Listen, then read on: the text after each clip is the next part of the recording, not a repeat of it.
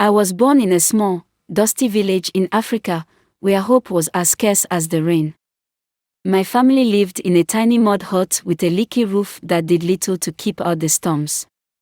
My father worked the fields, his hands calloused and worn from years of toil, while my mother did everything she could to keep us fed, but there was never enough. Hunger became a familiar ache that gnawed at my insides, a constant reminder of the life we were trapped in. School was my escape. I walked miles each day, barefoot, on paths that tore at my feet, just for the chance to sit on a cold, hard floor and listen to our teacher, who taught us with more passion than I'd ever seen. I cherished those moments, even when my stomach growled and my eyes stung with exhaustion. I didn't have books or supplies, just an unwavering belief that education was my only way out. My mother believed that too. Every night, after a long day of work, she would sit by the dim light of our flickering kerosene lamp and tell me, "Education is your power. It's the only thing that no one can take away from you." Those words became my mantra, especially when I saw her eyes fill with tears she thought I didn't notice, as she tried to stretch what little food we had to feed us all. When I was 15, life dealt us a cruel blow. My mother fell ill, and without money for proper medical care, I watched helplessly as she withered away. There was no hospital nearby, no doctor to call. We did everything we could, herbs, prayers, but nothing could save her. The day she died, a part of me died too. I was broken, shattered by the loss of the one person who believed in me more than anyone else. I remember standing by her grave, the earth still fresh and raw, and feeling a darkness so deep I thought I'd never escape it. But as I looked at her grave, I remembered her words, "Education is your power." She had sacrificed so much for me to go to school, and I knew I couldn't let her down. I made a vow then and there that I would honor her memory by fighting for a better life, no matter how hard it got.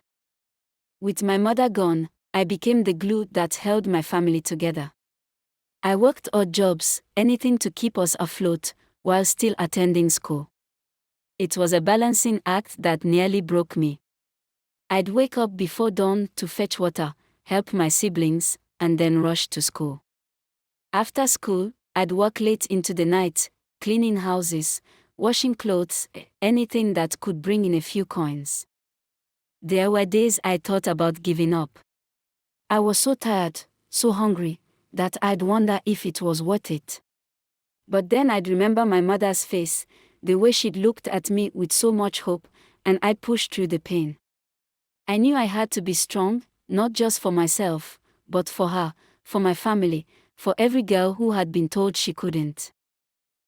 My hard work paid off. I earned a scholarship to a university in the city. Leaving my village behind was the hardest thing I'd ever done, but I knew it was the only way. The city was overwhelming, filled with bright lights and opportunities that seemed just out of reach. I was an outsider, a poor village girl in a world of wealth and privilege, but I refused to let that stop me.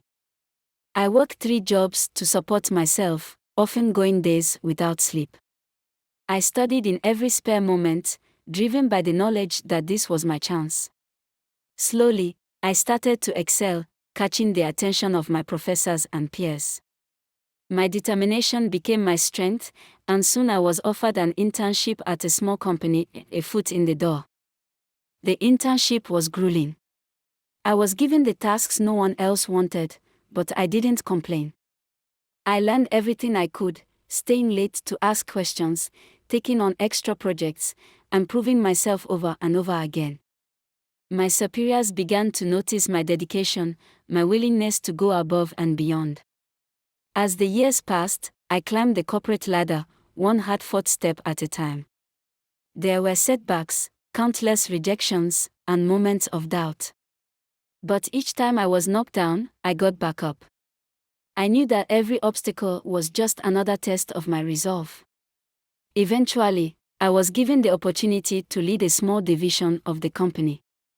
It was a risky move, one that could make or break my career. But I poured everything I had into it, working tirelessly to turn the division around. And it worked. Under my leadership, the division flourished, catching the attention of industry leaders. It wasn't long before I was approached by a multi-billion-dollar conglomerate, a company that saw in me the potential to do even greater things. They offered me a position as a senior executive, and for the first time, I felt like I was truly breaking free from my past. Years later, I became the president of that conglomerate.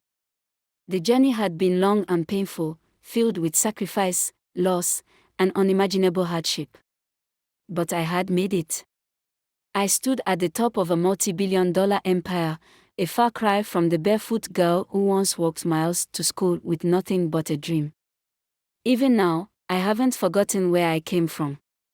I've used my position to create opportunities for others, to build schools in villages like the one I grew up in, to fund scholarships for girls who remind me of the one I used to be. I've worked to ensure that no child has to go through what I did, that they have the support and resources I never had. As I look back on my journey, I know that my success wasn't just for me, it was for my mother, for my family, for every girl who has ever been told she's not enough. My story is one of pain and struggle, but also of hope, resilience, and the unbreakable belief that with enough determination, anything is possible. I stand here today, not just as the president of a multi-billion-dollar conglomerate, but as proof that no matter where you start, you can rise above it all. My story is for every girl out there who dares to dream, who dares to believe that she can achieve the impossible. Yes, you can make like I did, no matter your background and gender. Keep pushing, you are a success already. Please friend, help us by subscribing to this channel. Search Goovagroup on all social media handles, YouTube, Facebook, Instagram.